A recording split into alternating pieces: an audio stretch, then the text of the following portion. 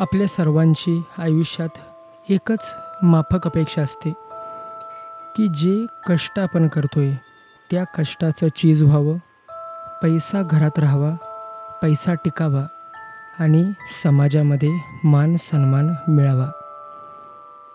ही काही चुकीची अपेक्षा नाही, पण कष्ट करत असताना किंवा यश मिळाल्यानंतर काही वेळेला आपल्यावर जळणाऱ्यांची संख्या वाढतच जाते आणि जळणाऱ्यांची संख्या का एकदा वाढत गेली की मग त्या रागातून तंत्र आणि मंत्र ह्यासारखा प्रकार सुरू होतो.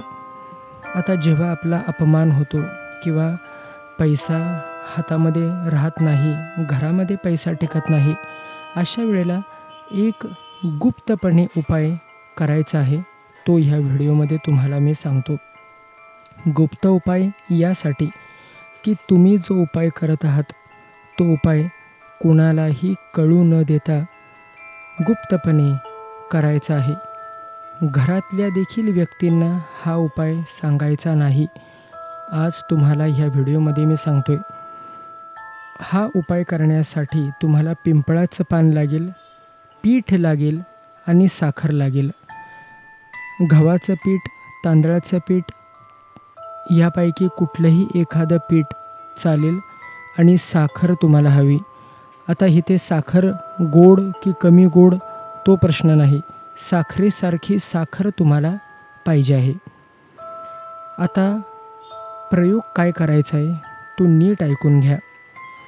एखाद्या शुभ दिवशी अंघोळ न करता तुम्हाला पिंपळाच्या झाडाजवळ जायचं आहे.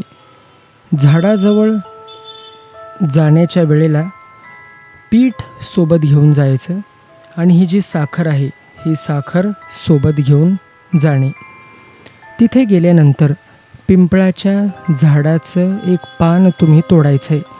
आता हे पिंपळाच्या झाडाचं पान तुम्हाला इथे स्क्रीनवर सुकलेलं दिसेल, कारण हा विधी करण्यासाठी मी काही दिवसांपूर्वी पिंपळाच्या झाडाचं पान तोडून आणलं होतं. पण आता बरेच दिवस झाल्यामुळे मला कामामुळं व्हिडिओ बनवायला वेळ नव्हता, म्हणून हे पिंपळाचं पान सुकून गेलं. तर तुम्हाला हा विधी तिथेच करायचा आहे, ताज्या पिंपळाच्या पानावर. कळालं? आता हे ताजं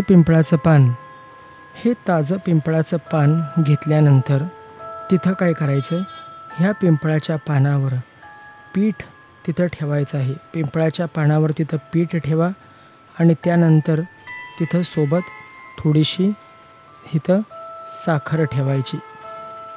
हे करत असताना तुम्हाला एक मंत्र म्हणायचा आहे. हा मंत्र मनातल्या मनात म्हणायचा आहे. तो मंत्र तुम्हाला स्क्रीनवर दिसेल. हा मंत्र तुम्हाला तिथं मनातल्या मनात म्हणायचा आहे. हे पिंपळाचं पान असं पीठ आणि साखर ठेवून तयार केल्यानंतर पिंपळाच्या झाडाच्या मुळापाशी तुम्हाला हे पिंपळाचं पान तिथं अर्पण करायचं आहे. मंत्र म्हणून झाल्यानंतर हात जोडून तिथं मनोभावे पिंपळाच्या वृक्षाला प्रार्थना करा की बाबा, तुम्ही सर्व 33 कोटी देवी देवता इथं वास करता. मी ज्या परिस्थितीतून जात आहे, जो काही तांत्रिक प्रयोग माझ्यावर होत आहे, पैसा टिकत नाही, मला असा त्रास होतोय, तो सगळा त्रास निघून जाऊ दे. लक्ष्मी घरी राहिली पाहिजे, टिकली पाहिजे. तुमचा जो काही त्रास असेल तो त्रास तिथं बोला आणि पाया पडून मागं न बघता घरी परत यायचं आहे.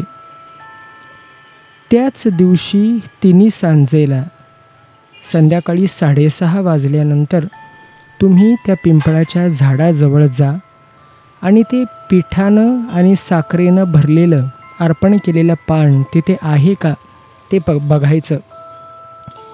जर ते पान तिथे असेल तर पिंपळाच्या झाडावर जे देवी देवता वास करत आहेत त्यांच्यापर्यंत तुमची प्रार्थना पोचलेली आहे आणि लवकरच तुम्हाला संकटातनं मार्ग मिळेल. तुम्हाला चांगलं सगळं घडायला तुमच्यासोबत सुरुवात होईल. कुणालाही हे न सांगता ते पान तिथं बघून घरला परत यायचं. पान जर तिथे नसेल तर असं समजून जा की आर्थिक अडचण आहे. त्या आर्थिक अडचणीतनं आता तुम्हाला मार्ग मिळेल. जर कोणी जीवावर उठलं असेल तर त्याच्यातून सुद्धा मार्ग मिळेल. कोर्ट कचेरी चालू असेल तर त्याच्यातून सुद्धा मार्ग मिळेल. पण हे करत असताना तुमच्या कुळदेवतेचा धावा सतत तिथं करत राहावा. कुळदेवतेला विसरून हा उपाय करू नये. तुमच्या कुळस्वामीला पुढं पाऊल ठेवून वाटचाल करायला सांगूनच त्यांचा हात धरून मागून आपण वाटचाल करायची. आता काही जणांना असं वाटू शकतं की हवा चालू आहे, ऊन आहे, तर हे पान उडूनसुद्धा जाईल. तर बाळांनो, पान भरून तुम्ही पीठ आणि साखर जर ठेवलीत तर ते उडून जाणार नाही. बरे ते उडून जाऊ दे, नाहीतर त्याच्यासोबत काही होऊ दे.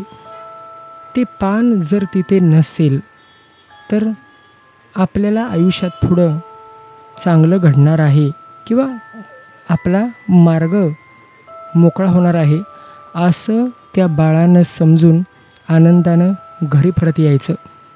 हा गुप्त उपाय तुम्ही करत आहात हे कुणालाही वाच्यता करू नका. शांतपणे विश्वास ठेवूनच ह्या उपायाला तुम्हाला करायचं आहे. संशय जर मनी असेल, तुम्हाला वाटत असेल अशा उपायानं काय होतंय, तर करू नका. मी ज्यांना चांगलं करायचं आहे, ज्यांना मार्ग हवा आहे, त्यांच्यासाठी मी हा मार्ग दाखवला. आता बाकी सर्व मी तुमच्यावर सोपवतो. हा उपाय तुम्हाला जर करावासा वाटला तर अवश्य करा. करून पहा, चांगला अनुभव येईल. आणि ह्या उपायाला जास्तीत जास्त लोकांपर्यंत शेअर करा. हा व्हिडिओ जास्तीत जास्त साधकांपर्यंत शेअर करा आणि आपल्या चॅनलला सबस्क्राईब करा. इति श्री गुरु दत्तात्रेय प्रणमस्तु. श्री गुरुदेव दत्त.